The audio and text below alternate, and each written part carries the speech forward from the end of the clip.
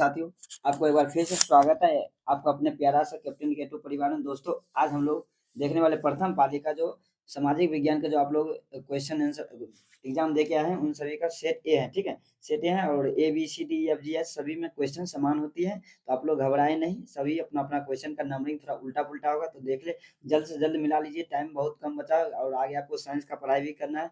तो आज साइंस का शाम 7:30 में आपको वीडियो इसी चैनल पर मिल जाएगा। तो आप लोग चैनल के जल्दी से जल्दी सब्सक्राइब करें। और भी किसी प्रकार की जानकारी दिक्कत होती है तो आप हमारे एक व्हाट्सएप नंबर ले लीजिए 78275785 यहाँ से आप लोग संपर्क कर सकते हैं। ठीक है, अगर आप लोग को नंबर नहीं पता चला जो मैं बोला हूँ उस चीज़ को आप लोग ऐड करें, तो मैं बिना टाइम गए किसी देरी की चलते सीधे क्वेश्चन की ओर। ठीक है, तो चलिए शुरू करते हैं। ये सेट ए है, ठीक है। और आज जो प्रथम पाली का जो हुआ था एग्जाम सामाजिक विज्ञान का, उसका प्रश्न है। तो चलिए अब बिना किसी देरी के हम लोग पहला प्रश्न की ओर बढ़ते हैं। जो प्रश्न संख्या 1 है वो आपके समक्ष ये रहा कि प्रश्न, ये पहला लोकतांत्रिक से प्रश्न है। कह रहा है कि भारत के संदर्भ में एक प्रतिनिधि लोकतंत्र कैसे कार्य करता है। तो भारत के संदर्भ में एक प्रतिनिधि लोकतंत्र कैसे कार्य करता है, इसमें जो नागरिक रहते हैं वो अपने प्रतिनिधि चुनते हैं और उनके लिए निर्णय लेते हैं। ठीक है, तो नागरिक इसमें क्या चुनते हैं, जो अपने एक प्रतिनिधि चुनते हैं और वो चुना गया प्रतिनिधि निर्णय लेता है। तो इसका एक का ऑप्शन हो जाएगा सी। ऑप्शन क्वेश्चन संख्या 2 है कि एक पंचायत क्षेत्र में रहने वाले सभी ग्राम वासियों की सभा क्या कहलाती है। तो ग्राम सभा क्या कहलाती है, ग्राम सभा। 2 का ये आपका आंसर हो जाएगा। 3 का जो होगा, 3 है पंचायत सचिव की नियुक्ति कौन करती है। पंचायत सचिव की नियुक्ति कौन करती है। तो पंचायत समिति का प्रमुख, पंचायत समिति का प्रमुख इसका हो जाएगा। ठीक है, क्या हो जाएगा, पंचायत समिति का प्रमुख। ठीक है, अगला क्वेश्चन हम लोग बढ़ते हैं 4 नंबर। 4 नंबर प्रश्न है, निम्नलिखित में से क्या संघीय शासन की विशेषता नहीं है। तो लचीला संविधान। ठीक है, इसका सी सही है, लचीला संविधान। अगला क्वेश्चन है, भारत निम्नलिखित में से किस देश में बहुदलीय व्यवस्था नहीं। तो बहुदलीय व्यवस्था केवल चीन में नहीं है, बाद बाकी सभी देश में संभवतः है। ठीक है, चीन में एक ही पार्टी चुनाव लड़ती है। हालांकि भारत की केंद्रीय सरकार के गठबंधन का क्या नाम है। तो राष्ट्रीय जनतांत्रिक गठबंधन यानी एनडीए, यानी ए हो जाएगा आपका, 6 का ए हो जाएगा।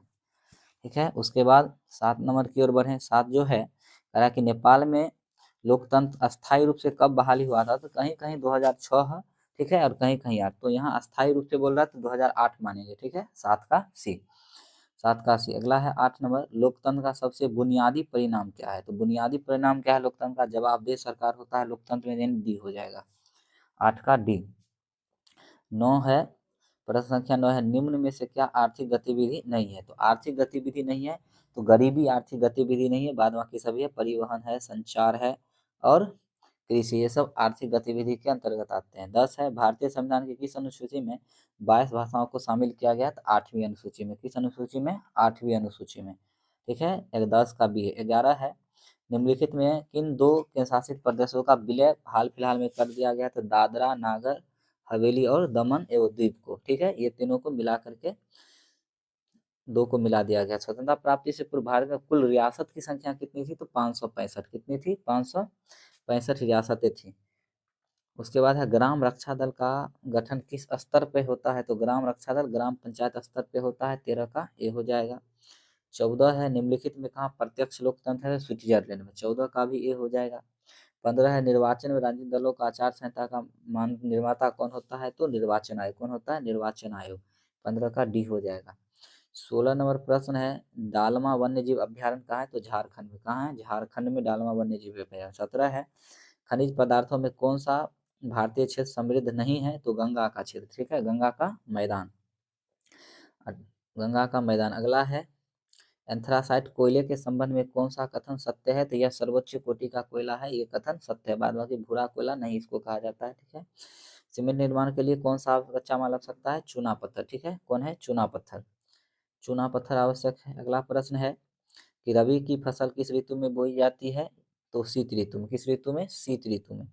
21 नंबर है, गंडक परियोजना किस राज्य से लाभान्वित मिलता है। वैसे देखिए, मुख्यतः बिहार और उत्तर प्रदेश होना चाहिए, लेकिन 2 है तो यहाँ ऑप्शन नंबर बी सी 2 गो होगा। ए और बी दोनों होना चाहिए, लेकिन यहाँ पर सी भी दिया है मध्य प्रदेश और ऑप्शन नंबर डी भी दिया हुआ है।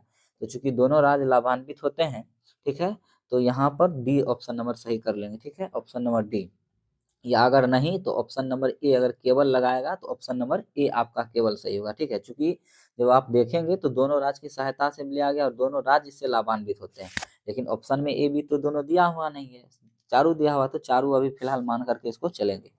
22 नंबर है हीराकुंड बांध किस नदी पर है, तो महानदी उड़ीसा, ठीक है, बी, 22 का बी। 23 का जो क्वेश्चन है, खनिज तेल उत्पादन में कौन सा देश अग्रणी है, तो संयुक्त राज्य अमेरिका, 23 का बी। खनिज तेल में कौन सा देश अग्रणी है, तो संयुक्त राज्य अमेरिका। क्वेश्चन संख्या 24 जो है वो है कुल जल का कितना प्रतिशत महासागर में निहित है, तो कुल जल का कितना प्रतिशत महासागर में निहित है, तो 96.5 आपके किताब में है, कहीं कहीं 97.5 आता है, तो 97.5 ही लगाएंगे आप लोग।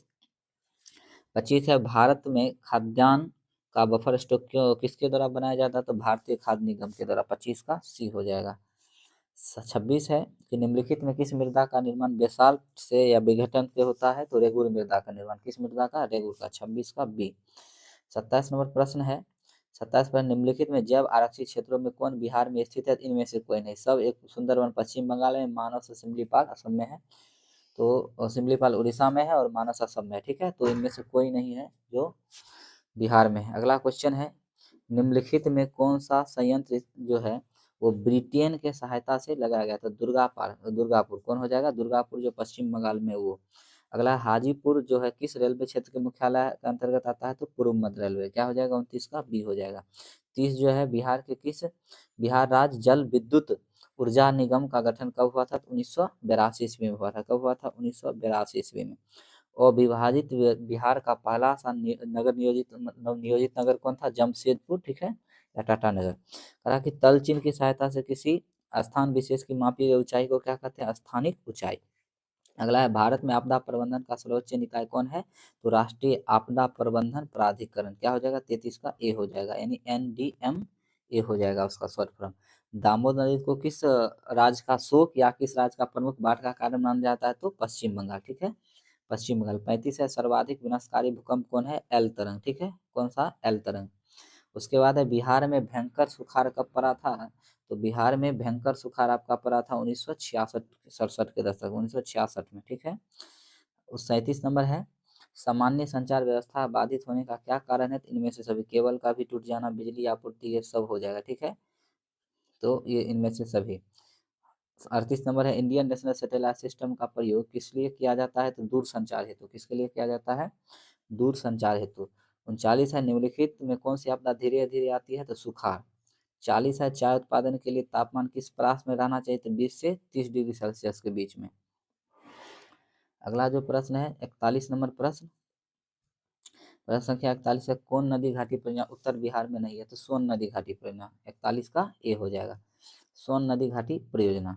42 जो है, यंग इटली की स्थापना किसने की थी, मेजनी, कौन की थी, मेजनी। यंग इटली की स्थापना किसने की थी, मेजनी, और यंग यूरोप का भी मेजनी ही किया था। 13 है, ग्रेगोरियन कैलेंडर जूलियन कैलेंडर से कितने दिन आगे चलता है, 13 दिन, कितने दिन आगे चलता है, 13 दिन, सही लगा हुआ है, 43 का सी। 44 की ओर बढ़ते हैं, 44 की ओर बढ़ते हैं, 44 जो है, वियतनाम फ्रांसीसी आधिपत्य से कब स्वतंत्र हुआ था, तो 1945 ईस्वी में। अगला है, कैप्टन कोंगले के नेतृत्व में सैनिक सरकार कहाँ बनी थी, तो लाओस में, कहाँ बनी थी, लाओस में। 46 है, किस अधिनियम के द्वारा नगर पालिका में निर्वाचित सदस्यों की संख्या घटा दी गई थी, तो कलकत्ता कॉरपोरेशन एक्ट के द्वारा, ठीक है। अगला जो प्रश्न है वो है, गांधी जी को गुरुदेव किसने कहा था, RNT यानी रविन्द्रनाथ टैगोर ने। 48 है, मुसलमानों के लिए पृथक निर्वाचन की व्यवस्था किस योजना के तहत, किस मार्लो मिंटो एक्ट 1909 में आया था, उसके तहत। अगला प्रश्न है, निम्नलिखित में कौन वामपंथी नेता थे, तो फिरोज शाह मेहता वामपंथी नेता थे, बाद बाकी सब नरमपंथी नेता थे, बाद बाकी सब गर्मपंथी। अगला है, निम्नलिखित में किस बैंक की स्थापना सबसे पहले हुई थी, तो पंजाब नेशनल बैंक की, ठीक है, 1800 ही कुछ ईस्वी में, 84 शायद में हुआ था। किस पंचवर्षीय योजना के दौरान प्रथम वेतन बोर्ड का गठन किया गया था, तो तृतीय पंचवर्षीय योजना के दौरान, किसके दौरान, तृतीय पंचवर्षीय योजना। 1800 में भारतीय निर्यात में सूती वस्त्र का हिस्सा कितना प्रतिशत था, तो मात्र 15% था। 53 नंबर है, निम्नलिखित में कौन सा पत्र ब्रिटिश सरकार का पूर्ण समर्थक था, तो द पायनियर, कौन, द पायनियर जो पत्र था वो ब्रिटिश सरकार के पूर्ण समर्थक का था। अगला है, ब्रिटिश को बम्बई किसने दिया था, पुर्तगालियों ने दिया था, किसने दिया था, पुर्तगालियों ने दिया था। मुद्रण कला के आविष्कार का श्रेय किस देश को जाता है, तो चीन को जाता है, 55 का बी। 56 है, यूरोपीय आर्थिक संघ के गठन का सुझाव सर्वप्रथम किसने दिया था? तो फ्रांस के विदेश मंत्री ने दिया था। दक्षेस का मुख्यालय कहाँ है? तो नेपाल के काठमांडू में। कहाँ? नेपाल के काठमांडू में। उसके बाद हम लोग चलते हैं 58 नंबर, निम्नलिखित में कौन चंद्रगुप्त मौर्य के दरबार में आया था? तो मेगास्थनीज आया था, यूनान का राजदूत।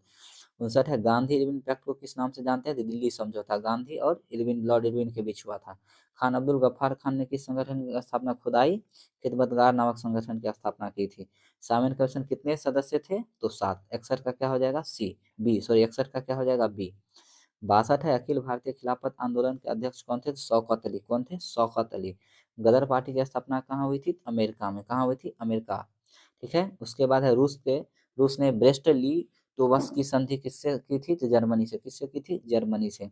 अगला प्रश्न है, रक्त एवं लिखित लौह की नीति का अवलंबन किसने किया था? बिस्मार्क। किसने किया था? बिस्मार्क। ऑस्ट्रेलिया का चांसलर कौन था? तो मेटरनिख। कौन था? मेटरनिख था। 67 है, जुलाई 1830 की क्रांति के फलस्वरूप फ्रांस में किसका शासन स्थापित हुआ था? तो लुई फिलिप का शासन स्थापित हुआ था। लुई फिलिप का शासन स्थापित हुआ था। अगला क्वेश्चन है, मरम्मत पर एवं व्यय की पूंजी को घिसावट को शामिल किसमें किया जाता था? सकल घरेलू उत्पाद में, यानी ग्रॉस नेशनल प्रोडक्ट में। ठीक है। 69 है, निम्नलिखित में किसे जरूरतों को पूरा करने के लिए क्षेत्रीय ग्रामीण बैंक की स्थापना की गई थी? तो सीमांत एवं छोटे किसानों की जरूरत को पूरा करने के लिए। 70 है, सार्वजनिक कल्याण किस अर्थव्यवस्था का उद्देश्य होता है? तो समाजवादी अर्थव्यवस्था। किसका? समाजवादी अर्थव्यवस्था का। 71 प्रश्न नंबर है, स्वतंत्रता प्राप्ति के पूर्व राष्ट्रीय आय का गणना सर्वप्रथम किसने किया था? दादा भाई नौरोजी ने। दोहरी गणना की समस्या का संबंध निम्नलिखित में किससे होता है? राष्ट्रीय आय से। राष्ट्रीय आय में दोहरी गणना का समस्या बना रहता है। निम्नलिखित में कौन मुद्रा की विशेषता है? तो सब है, सामान्य स्वीकृत, विधिग्रह और ये। ठीक है। 74 है, उपभोक्ता के संतुलन के लिए क्या आवश्यक है? बचत और निवेश, ये दोनों आवश्यक है। 75 है, 1980 के दशक के अंत में भारत की आर्थिक स्थिति कैसी थी? तो आयातों में वृद्धि थी। आयातों में वृद्धि हो गई थी बहुत ज्यादा। उसके बाद है 76, बैंकिंग सेवा किस क्षेत्र का भाग है? तो तृतीय क्षेत्र का। तृतीय क्षेत्र को ही सेवा क्षेत्र कहते हैं। 77 है, संयुक्त राष्ट्र मानव विकास यूएनडीपी में मानव विकास पहली रिपोर्ट किसके निर्देशन में तैयार की थी? महबूब उल हक के निर्देशन में। और 78 है, मनरेगा के तहत कितने दिनों की मजदूरी की गारंटी दिया? 100 दिन। और मनरेगा का नाम अब बदल कर जी राम जी योजना कर दिया 125 दिन के लिए। ठीक है। 79 है, निम्नलिखित में कौन गैर संस्थागत वित्तीय स्रोत है? तो महाजन। ठीक है। और 80 है कि निम्नलिखित में कौन सबसे पहले किस योजना की शुरुआत हुई थी? तो आप यहाँ से मिला सकते हैं कि समेकित ग्रामीण विकास जो योजना उसका शुरुआत 1975 में हुई थी, जवाहर 1989 में, मनरेगा 2005 में, और काम कबीले अनाज कार्यक्रम 2004 में। तो क्या हो जाएगा आपका? ए हो जाएगा। ये आपका 80 प्रश्न था फर्स्ट सिटिंग का। ठीक है। इसको अच्छे तरीके से मिला लेंगे तो फिर अगले कक्षा में आप आज शाम 7:30 के साइंस की कक्षा होगी तो आप लोग उपस्थित हो जाएंगे 7:30 बजे। ठीक है। अपलोड कर दिया जाएगा इसी चैनल पर, कैप्टन के अकेडमी में। ठीक है। तो आप लोग स्वयं में उपस्थित हो जाएंगे, क्योंकि तैयारी को और अच्छे बेहतर हमको करना है। ठीक है। तो चलिए मिलते हैं फिर अगली कक्षा में। जय हिंद।